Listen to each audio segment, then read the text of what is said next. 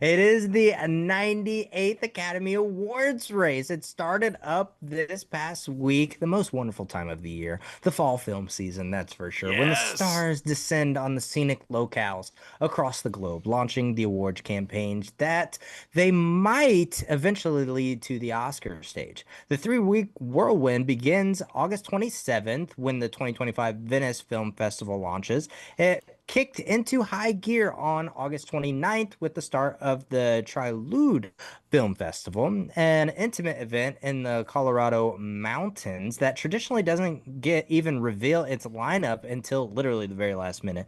And then, of course, comes the Toronto International Film Festival, and or TIFF, as a lot of people know it by, on September 4th, a vulnerable launch pad for eventual Academy Award winners. Man, oh man. Over the past week, we've seen a lot of stuff, right? Definitely the biggest point of conversation, I think, was The Rock, in my opinion. That's what my feed was filled with. The smashing machine coming out of A24 about, one of the original UFC fighters way back in the day. Yeah, I think, it looks like an amazing film, first off. But I'm very interested to hear y'all's thoughts because just from that, again, we're still very early on. Just from that, it seems like The Rock is going to be in the Best Actor category, right? Which is interesting because what I paid attention to is, and I'm looking and I'm following everything. It did get a 15-minute standing ovation, brought him to tears. It was a very emotional moment. Apparently, he had gone through quite a bit, took himself off of the steroids and lost weight, and is like attacking this whole new thing to try to be a more serious actor and to take more serious roles and to get in these things. And he's clearly very emotional about it. And while he's getting all of the attention, he is definitely in the conversation for Best Actor. The film isn't. Emily Blunt isn't. Mm. In fact, the Smashing Machine, if you look at the Vegas odds and you look at the industry people talking, it's not even in the conversation. He is, but the film is not even brought up. So I'm a little worried about that. Like Yeah. why is the film not, I mean, you've got him and apparently an Oscar worthy performance. Emily Blunt never disappoints. So what's wrong with the film that we're not hearing about the director, we're not hearing about Emily, we're not like and is it one of those situations where the only reason that The Rock is being talked about is because of the drastic physical transformation? Now you can't, his physical transformation, as much as the 60-pound weight loss and all that, that's not as evident in the film because he didn't lose that much in the film. But the prosthetic, I mean, you can't even tell it's The Rock unless you know it's The Yeah. Rock. So my concern is it the performance, or is it the transformative part of the performance that's getting all of the buzz? Because it always gives me warning signs when you're talking about only one thing and yet you can't bring up a good thing about the film itself. I'm like, eh? I mean, what do you guys think? I mean, is that a potential danger sign for it? Like, I totally agree. I think Dwayne Johnson is someone that if you said last year he's being considered for the Oscars, you'd be like, no fucking way. yeah, But because he's not playing himself again, like now there's buzz. I think it's very easy for someone like Dwayne Johnson, who's been pigeonholed, right. to place someone that's different, and now it's like all eyes are on him. I don't want to be a cynic about it, but like, I don't know. Yeah. I'm a little hesitant. So I get that. Yeah, for sure. For me, this film reminds me so much of Mickey Rooney is the wrestler. Yeah. That was like the 2000 teens somewhere in there, where I think it won Best Picture and he won Best Actor. Uh, or either vice versa, one or the other. But yeah, the film really reminds me of that. And with A24 taking this completely different direction. Of course, they're still releasing, their art house, out there, make you think flicks, but they're also kind of doing these more commercial films, right? I Yeah. mean, Eddington, I wouldn't say it was commercial, but it was current, it was timely, it was about COVID and the pandemic, with two very well-known actors like Pedro Pascal and Joaquin Phoenix. But I mean, then you have a film like a couple years ago, like Civil War, which is a true, like, what the fuck if this could happen?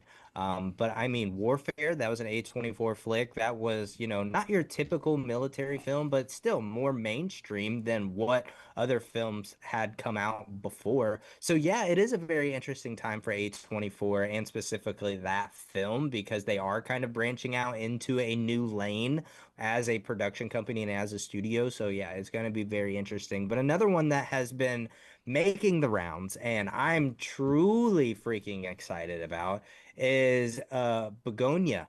That Yeah. one looks freaking insane, man. This one looks like, what an A24 film should be, right? I mean, you got Emma Stone's doom-laden black comedy thriller, subfilled and delighted at the Venice Film Festival on Thursday night, drawing in an arousing 6 minute standing ovation. This is 2 years after the critically acclaimed art house film, of course, that won her Best Actress. Poor Things. Jesse Plemons is also in this film. This one, I feel like, is a true contender. Just from the first initial trailer that I've seen from it, I'm like, this is what I think about when I think about an Oscar nominated film. Yeah, and the difference being of like what we were just talking about with the Smashing Machine is that the film, all of the actors and the director are all being talked about in the conversation for the Oscar as opposed to just Right. one, right? Um and we were talking about earlier about, directors that I tend to gravitate to. Yorgos is one of those guys that I think is still that he's a true filmmaker. He's a true art lover, right? He tells stories and he's not scared to take risks. They're crazy ass stories. And it's, you either these are the type films you're either all in on or you're like, don't want to go anywhere near it. You're like, don't get it. You don't understand it. You fucking hate it, right? There's no in between. You either love his films or you fucking hate his films. There's no in between. But I like that he's still an artist and takes that risk. My concern with this, and I love this film, the trailer and everything I'm seeing out of this film, I think it's going to be another amazing film, and definitely stay in the conversation. My only concern is, it goes back to what Paula was saying earlier, is this is now the third or fourth year in a row where he has a film with these particular actors that's generating Oscar buzz. And my concern is, are we going to die out from him? Are we going to get sick of seeing him, sick of seeing Emma Stone, sick of hearing the conversation about how they're at the Oscars or how they're Oscar worthy? I think if I was a studio and I would have a conversation with Yorgos, I would sign, one of those first look deals and lock him down. But I would have the conversation of, we need to spread these out a bit more. We can't every year put out a film because people will not, they'll tire of you. They won't keep wanting to see you.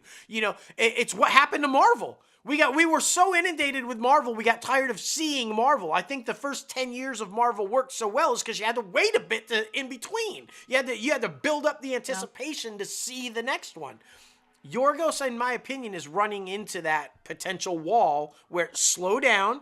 You're a great filmmaker. You've got great actors. You're delivering great performances. But people will get sick of you if that's all we see all the time is you. So that would be my only critique. But again, this looks like another one where, Emma Stone is just going to knock it out of the fucking park. And I love Jesse Plemons too. I think he's a highly underrated actor who always delivers.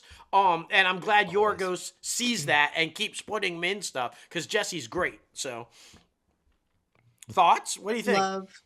I love Yorgos Lanthimos. I've been trying to watch more of his movies, but I saw Poor Things in theaters. I saw The Favorite, and I'm so excited for Begonia. I do agree with what you're saying about there's a chance that this could be, in the limelight for too long and then people get sick of it. But because his films aren't connected the way that Marvel is, No, I yeah, think totally. yeah, I think it's less likely that people will get sick of it. Who knows? Maybe I'm wrong.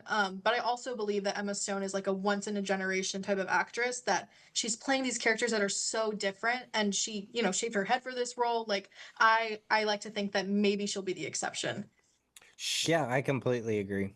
I was going to say she's one of those actors that recognized early on she was starting to get typecast. She was starting to get Yeah. locked into this is what people expect from Emma Stone. And she took that Mhm. drastic risk. Like, let me go find a movie that's going to fuck things up. People are going to be like, whoa, what is Emma Stone doing? And she's never looked back. She is just like, I'm an actress and I'm going to be an actress and I'm going to go get it.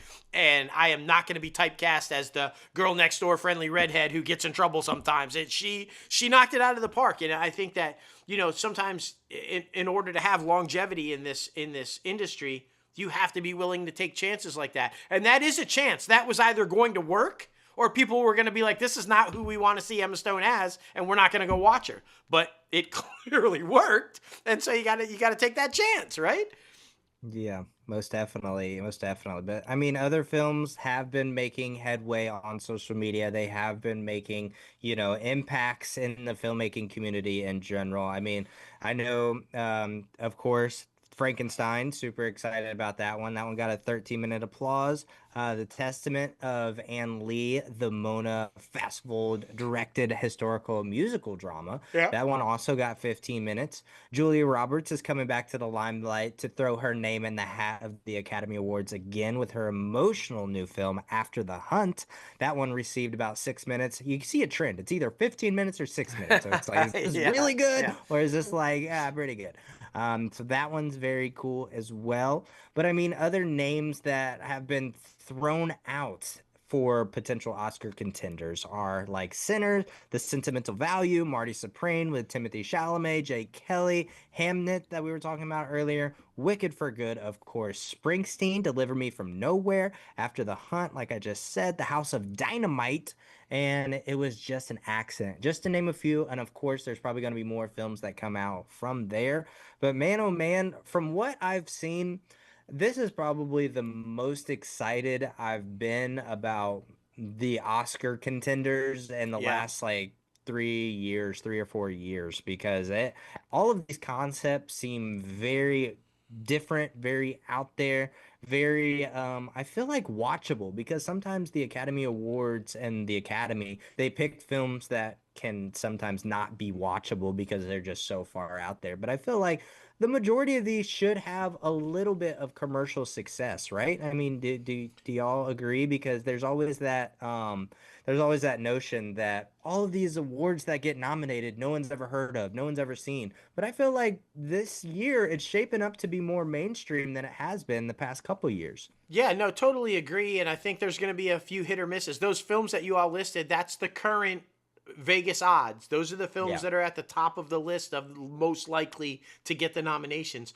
I think Jay Kelly might be one of those where it's going to be a fantastic performance by Clooney and Adam Sandler, and it's going to miss. It's Yeah. going to be it won't be a box office success. Sandler fans will go see it. Maybe Clooney fans will go see it. It won't be an overall success. Wicked for Good obviously will be a massive Yeah. box office. The one out of all those contenders, Sinners obviously was massive, but the one out of all those contenders currently at the top of the list of most likely to get nomination that I thought was the most interesting because it's not getting a lot of talk, and yet every festival wanted it to be at the festival and be on opening night, and that's Springsteen Deliver Me From Nowhere. I mean, we were reporting on it for the last month and a half on ITCAF about, seemed like every week in industry news we were saying, this festival just announced that Springsteen Deliver Me From Nowhere is going to open up the festival. And so it's got to be really fucking good if every festival wants to debut it on opening night. So, and yet it's not generating the same type buzz as some of these other movies, which is like, why is that? Is it that great film, or are we just trying to bank on the success of The Bear right now and we want to or what is the legit deal with that? So that's the one I'm kind of keeping my eye on is like, is it what it is, or are they trying to capitalize on his fame a little bit? And we'll keep an eye on that one. Dude, that one right there, I think, like, I just have a feeling it's not gonna be great. I just have a feeling that it's not gonna be The, good. I don't know the why. trailer was a little underwhelming to me. I'm not gonna lie to you. The trailer finally came out, and I went and saw. What did I go see? I can't even remember. Maybe Weapons, but it was finally out. The trailer was finally in the front of the Right. movie, and Yeah, I just it didn't fire me up like the Bob Dylan film. Yeah, it Yeah. just it didn't. It was like, oh, this is interesting, but I just Yeah. and I hate to say this. I really hate to say this because I love Jeremy Allen White and he's a fantastic, phenomenal actor, and just everything he's in so far has hit for me. I'm not buying him as Bruce.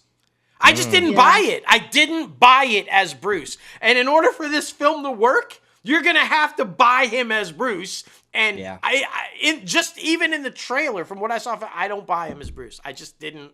I didn't. It didn't sell me. I'm sorry, but it didn't sell me. Yeah. I agree. I also think I'm just sick of biopics, honestly. They're always nominated for Oscars and Yes. sometimes it feels like bait, but yeah, no.